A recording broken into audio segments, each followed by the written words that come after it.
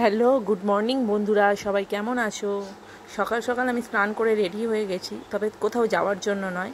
আমি কিছুটা রান্না কমপ্লিট করেছি আর কিছুটা বাকি আছে। ভাবলাম স্নানটা সকালবেলা করে নিই, তারপরে বাকি রান্নাটা কমপ্লিট করব। তো দেখো, আমি স্নান করার আগে এই যে থোর তরকারি, এটা আমি কমপ্লিট করে ফেলেছিলাম।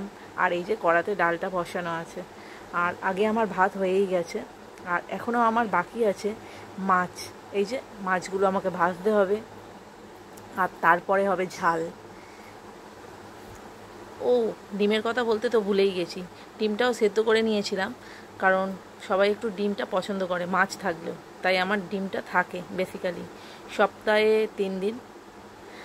আর এতক্ষণে আমি ডালটা নামিয়ে মাছটা ভাজার জন্য কড়াতে দিয়েও দিয়েছি। তো তোমাদেরকে একটু পরে তুলে দেখাবো যে মাছটা কেমন ভাজা হয়েছে। তো তার মধ্যে বলে রাখি, সকালবেলা তো আমার মেয়ে স্কুলে চলেই গেছে। ওকে আমি 7টার সময় রেডি করে দিয়েছি। আর ওর যে অটো আছে, সেই অটো করে ও স্কুলে চলে গেছে। যেহেতু এখন মর্নিং স্কুল, 7:30টার মধ্যে ওদের যেতে হয়। তো ওকে আমি পাঠিয়ে দিয়েই রান্না চাপিয়েছিলাম। আর কিছুটা রান্না সেরে আমি স্নান করে নিয়েছিলাম, কারণ আমার গোপাল জল দেওয়ার থাকে। গোপালকে 3 টাইম জল দিতে হয়, সেই জন্য। তো এই দেখো, আমি তুলে দেখাচ্ছি মাছ ভাজাটা কেমন হয়েছে। তোমরা তো ঘরে ঘরে প্রত্যেকেই মাছ ভাজো, জানি সবাই এক্সপার্ট। আর আমিও এই যে মাছ ভেজে তুলে রাখলাম। আর এবারে দিয়ে দিচ্ছি কড়াতে বাকি মাছটা, দিয়ে এই মাছগুলো আমি ভেজে নেব।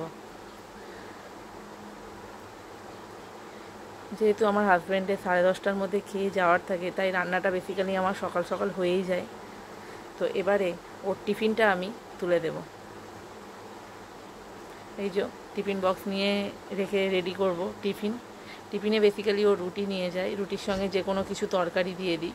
তো ভাতের সঙ্গে সাধারণত যে তরকারিগুলো হয় সেগুলোই দিয়ে দিই, নিরামিষ তরকারি। তো আজকে ভাতের সঙ্গে সেরকম কিছু তরকারি ছিল না। তো